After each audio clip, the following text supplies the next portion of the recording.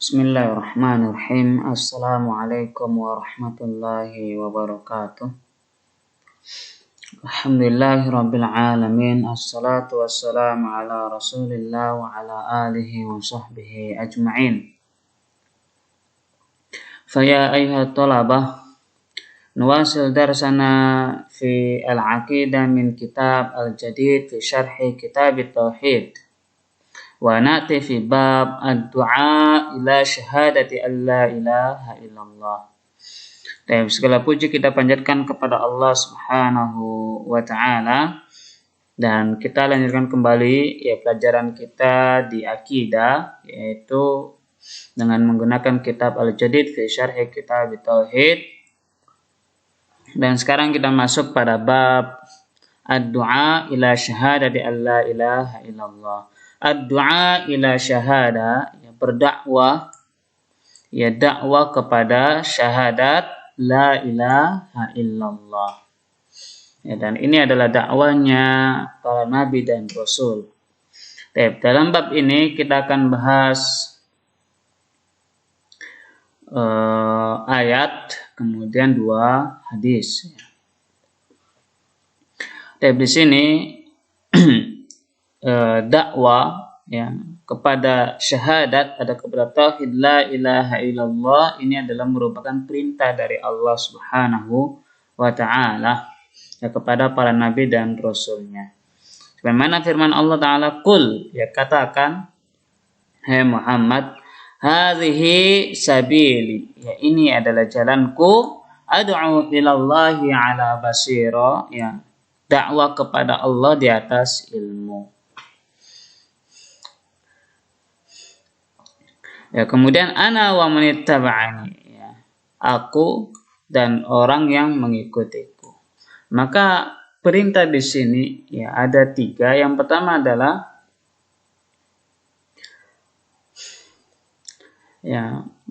adalah perintah dari Allah Subhanahu wa taala untuk menegaskan kepada pengikut-pengikut Nabi Muhammad SAW, kepada umatnya Nabi Muhammad SAW, bahwa ini adalah jalanku, artinya ini adalah dakwah jalanku. Dakwah kepada tauhid, itu adalah jalannya Rasulullah SAW. Itu adalah jalannya para nabi dan rasul. Kemudian perintah yang kedua adalah ad'u ilallahi ala basira. Maka dakwah kepada Allah, menyeru orang-orang untuk bertauhid kepada Allah Subhanahu wa taala itu ala basira, di atas ilmu. Tidak boleh di atas dugaan, tidak boleh di atas kejahilan, tidak boleh di atas ketidaktahuan. Maka sebelum kita meniti jalan ini, sebelum kita berdakwah, mendakwakan tauhid kepada orang-orang yang ada di sekitar kita, maka perlu kita bekali juga diri kita dengan ilmu. Dan maka ketika kita sudah memiliki basirah, ilmu, maka kita dakwah mentauhidkan Allah, itu tentunya jauh lebih mudah untuk memahamkan orang-orang. Berbeda ketika kita memang tidak memiliki ilmu. Kemudian perintah yang ketiga, ana wa manittaba'ani, ini adalah manhaj. Artinya dalam dakwah itu tentunya adalah ukurannya adalah anak. Maksudnya adalah Nabi Muhammad SAW, wa manittaba'ani, dan orang-orang yang mengikuti beliau. Artinya sudah memilih jalan dakwah, kemudian berdakwah di atas ilmu. Kemudian yang ketiga adalah tidak cukup hanya dakwah di atas ilmu, tapi juga mengikuti metodenya Nabi Sallallahu Alaihi Wasallam, manhajnya Nabi Muhammad Sallallahu Alaihi Wasallam dan orang-orang yang mengikuti beliau. Dan ini yang kemudian disebut dengan manhaj salaf. Jalannya Nabi Muhammad SAW dan orang-orang yang mengikuti Nabi Muhammad SAW adalah para sahabat, tabi'in, tabi'in. Jadi yang pertama adalah menegaskan bahwa jalan dakwah adalah jalannya para nabi dan rasul, kemudian dakwah di atas ilmu. Yang ketiga adalah manhaj. ya dalam berdakwah. Wa subhanallahi wa ma ana minal musyrikin, dan Maha suci Allah dan tidaklah saya termasuk dari golongan orang-orang musyrik. Dan kemudian masuk pada hadis yang pertama diriwayatkan oleh Ibnu Abbas, ya, Ibnu Abbas radhiyallahu anhu, anna Rasulullah sallallahu bahwasanya Rasulullah SAW lamma ba'atha Mu'adzan, ketika mengutus Mu'adz ilal Yaman, ke negeri Yaman. Qala lahu, ya, maka Rasulullah SAW berpesan kepada Mu'adz. Ya, maka ini adalah seorang pemimpin. Ya, tentunya ketika mau mengutus seseorang, ya, entah itu dakwah ataupun yang lainnya, ya, perlu memberikan pesan, nasihat, ya, sebelum orang tersebut berangkat. Qala lahu, ya, Rasulullah SAW berpesan kepada Mu'adz radhiyallahu anhu, innaka ta'ti qauman, sesungguhnya engkau akan mendatangi suatu kaum, min ahlil kitab, dari orang-orang ahlil kitab, ya. Orang-orang ahlul kitab, ya, ini maksud ahlul kitab sini dari Yahudi, ya, dan Nasrani, ya. Sesungguhnya engkau akan menjumpai, ya, menemui orang-orang ahlul kitab. Falyakun awwala ma tad'uhum ilaihi, ya, maka jadikan awal dakwah, ya, kepada mereka itu adalah kepada syahadah la ilaha illallah. Ya, maka ketika engkau nanti akan bertemu dengan ahlul kitab, ya, maka dakwah pertama yang harus engkau sampaikan kepada mereka, kepada ahlul kitab, adalah syahadat la ilaha illallah. Ya, kemudian dalam riwayat yang lain, ila ayyuhidullah, sampai mereka mentauhidkan Allah. Ya, karena orang-orang ahlul kitab ini sudah menyimpang dan banyak melakukan, ya, kesyirikan. Ya, maka perintah, ya, dari Rasulullah SAW kepada Mu'adz adalah meluruskan mereka, ya, tentunya adalah dengan dakwah tauhid terlebih dahulu. Fa inhum ata'uka lidzalik, maka ketika mereka kemudian mentaatimu, mengikutimu, ya, dalam dakwah tauhid, fa'alimhum annallaha iftarada 'alaihim khamsa salawat. Ya, maka sampaikan kepada mereka, ajarkan kepada mereka bahwa Allah mewajibkan, ya, salat 5 waktu. Ya, fi kulli yaumin wa laila, dalam sehari semalam. Ya, salat 5 waktu, ya, sampaikan kepada mereka, ajarkan kepada mereka salat 5 waktu, bahwa itu adalah salat yang fardun, ya, fardu ain. Ya, subuh, ya, duhur, asar, maghrib, isya, itu salat 5 waktu. Fa inhum ata'uka lidzalik, maka ketika mereka juga mengikutimu, ya, sudah, ya, melakukan itu, ya, sudah melakukan salat, fa'limhum annallaha iftarada 'alaihim shadaqah, maka ajarkan kepada mereka, sampaikan kepada mereka bahwa Allah mewajibkan sedekah. Ya, yang dimaksud sedekah di sini adalah zakat, ya, zakatul mal, ya, zakat harta. Ya. Allah Subhanahu wa taala mewajibkan kepada mereka untuk zakat, ya, sedekah. Ya, kenapa zakat disebut sedekah? Ya, karena, ya, sedekah itu dari kata sedekah yastuku, jujur, ya. Karena untuk membuktikan, ya, apakah dia benar-benar beriman kepada Allah Subhanahu wa taala ataukah dia tidak, ya. Maka zakat disebut dengan sedekah. Ya, maka ketika orang tersebut, ya, benar-benar mengikuti apa yang diajarkan oleh Rasulullah SAW, tentunya dia akan membuktikan, dia tidak akan pelit untuk mengeluarkan hartanya, ya, untuk berzakat. Ya. Apalagi, ya, zakat harta itu cuma 2,5%, ya, kecuali tanaman, ya, kecuali tanaman, itu zakatnya setiap kali panen itu juga, ya, 5% atau 10%, tidak besar. Ya. Kalau yang 2,5% saja, ya, susah untuk mereka yang melakukan zakat, ya, maka ini, ya, dipertanyakan keimanannya. tukhad min aghniyaihim, maka zakat ini diambil dari orang-orang kaya mereka, faduraddu ala fuqaraihim, ya, kemudian dibagikan kepada orang-orang fakirnya. Ya. Fa in hum ata'uka lidzalik, maka ketika mereka sudah melakukan itu, yang menjalankan perintah ini, ya, udah mentauhidkan Allah, udah melaksanakan sholat 5 waktu, kemudian sudah menunaikan zakat, maka pesan Rasulullah SAW yang terakhir adalah fa iyyaka wa qara'ima amwalihim, hati-hatilah engkau terhadap harta mereka, wattaqi da'watal mazlum, ya, dan takutlah, ya, terhadap doanya orang-orang yang dizalimi. Fa innahu laysa bainaha wa bainallahi hijab, karena sesungguhnya, ya, doa antara, ya, orang yang dizalimi dengan Allah tersebut tidak ada hijab. Ya, jadi di sini, ya, Rasulullah SAW mengutus Mu'adz, ya, ke negeri Yaman, ya. Maka pertama yang diwasiatkan kepada Mu'adz adalah dakwah tauhid, dakwah syahadat la ilaha illallah. Nah, ini menunjukkan pentingnya dakwah ini, ya, dakwah tauhid. Ya, baru kemudian yang kedua, ya, wasiatnya adalah memerintahkan mereka untuk sholat, memerintahkan mereka untuk zakat. Ya, kemudian pesan yang terakhir, ya, mengingatkan kembali kepada Mu'adz, ya, jangan atau untuk berhati-hati dalam mengelola harta mereka.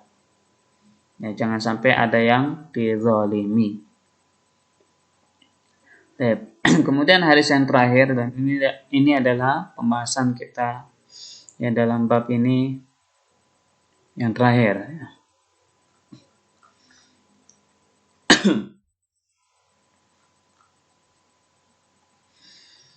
Itu an Sahal bin Sa'ad, ya. Diriwayatkan dari Sahal bin Sa'ad radhiyallahu anhu, anna Rasulullah SAW qala yauma Khaybar, bahwasanya Rasulullah SAW berkata, ya, kepada para sahabat di yaum Khaybar, di hari Khaybar, ya, di hari, ya, ketika terjadi perang Khaybar.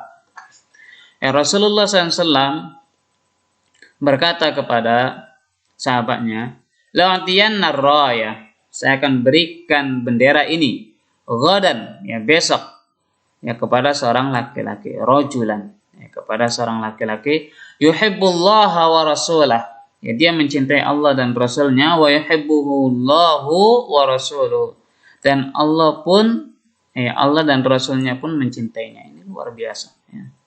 Seorang laki-laki, dia mencintai Allah dan Rasulnya, dan Allah pun, Rasulnya pun mencintai dia.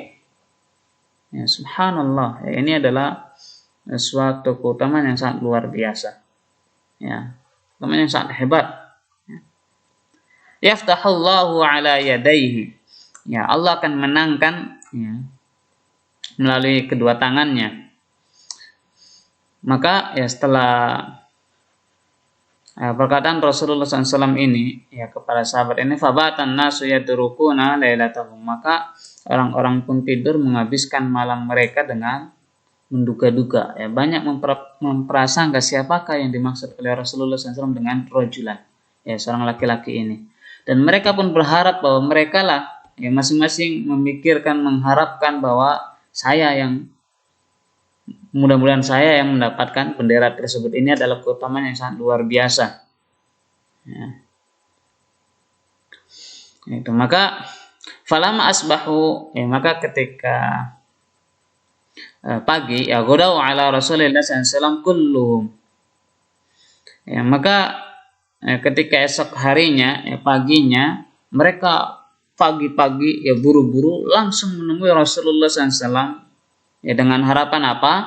Diberikan ar-raya, ya, diberikan bendera, ya, oleh Rasulullah SAW, dan itu adalah merupakan suatu keutamaan yang sangat luar biasa.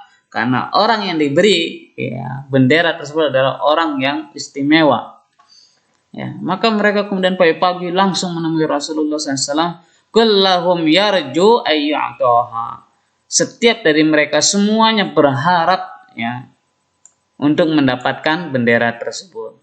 Tapi apakah kata Rasulullah SAW? Faqala, ya, Rasulullah SAW mengatakan, aina Ali bin Abi Thalib, mana Ali bin Abi Thalib, ya, maka ini luar biasa. Ya, keutamaan Ali radhiyallahu anhu sangat besar, sangat luar biasa, hebat. Ya. Di sini tanya oleh Rasulullah SAW, mana Ali bin Abi Thalib? Fakilah, kemudian dikatakan kepada Rasulullah, huwa yashtaki ainaihi, sungguh dia sedang sakit mata. Farsalu ilaihi fa'utiya bihi, maka kemudian mereka yang membawa Ali kepada Nabi SAW, fa basaqa fi ainaihi, kemudian Rasulullah SAW melumuri kedua matanya Ali yang lagi sakit dengan ludahnya. Ya, ini hanya khususan Nabi SAW, jangan kemudian mengikuti penyakit mata orang lain, antum kemudian meludah di telapak tangan kemudian dioles-oleskan ke mata orang yang sakit. Itu tidak dibenarkan.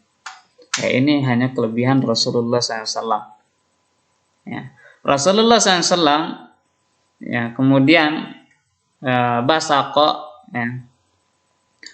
meludah ke telapak tangannya. Setelah itu Rasulullah SAW melumuri kedua mata Ali radhiyallahu anhu dengan ludah tersebut. Wada'a lahu fabara'a, kemudian berdoa kepada Allah, mendoakan semuanya, maka seketika itu pula Ali sembuh. Pada hari itu, pada jam itu, pada menit itu Ali radhiyallahu anhu langsung sembuh. Ka'allam yakun bihi wajah, seolah-olah tidak pernah tertimpa penyakit. Fa'atahu rayah, kemudian Rasulullah SAW memberikan ar-rayah, memberikan bendera kepadanya. Faqala, kemudian Rasulullah berpesan kepada Ali, unfudh ala rislik,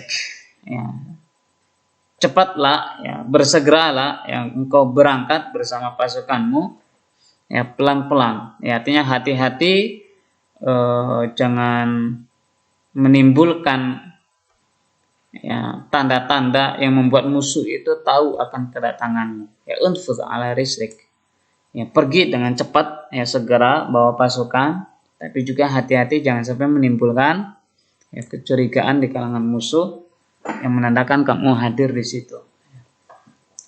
Hatta tanzila bisahatim, sampai engkau sampai di halamannya, halaman musuh. Tsumma du'uhum ilal Islam, maka serulah mereka kepada Islam.